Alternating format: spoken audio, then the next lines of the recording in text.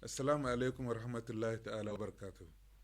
Mes chers compatriotes, par la grâce d'Allah, la Oumma islamique de notre pays entamera demain le jeûne du mois de Ramadan, un mois de piété, de pardon, d'adoration et de repentance.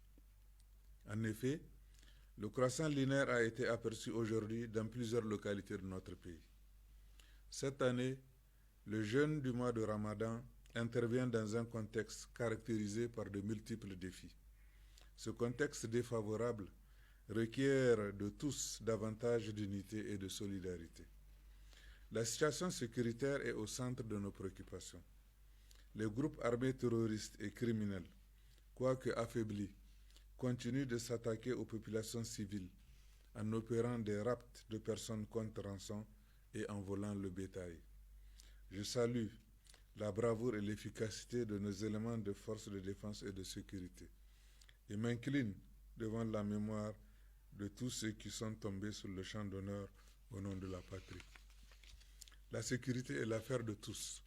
C'est pourquoi j'invite l'ensemble de nos concitoyens à une collaboration soutenue avec nos forces de défense et de sécurité.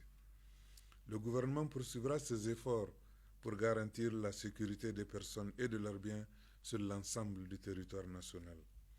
Le deuxième défi auquel nous sommes confrontés est relatif à la situation de crise alimentaire, conséquence de la mauvaise campagne agricole 2021, caractérisée par un fort déficit céréalier et fourrager.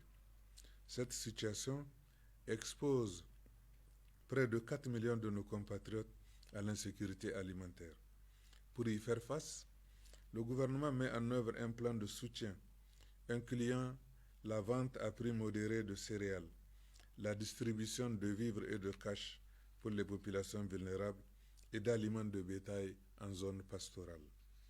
Sur le plan économique, nous enregistrons depuis quelques semaines une flambée vertigineuse des prix des produits de première nécessité, liée en partie à la COVID-19 et à la guerre en Ukraine.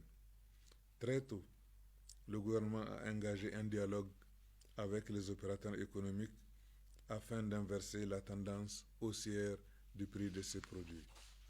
C'est ainsi que le gouvernement a consenti la réduction de taxes à l'importation de plusieurs produits pour près de 7 milliards de francs CFA. Cette réduction de taxes est destinée à soulager le portefeuille des consommateurs.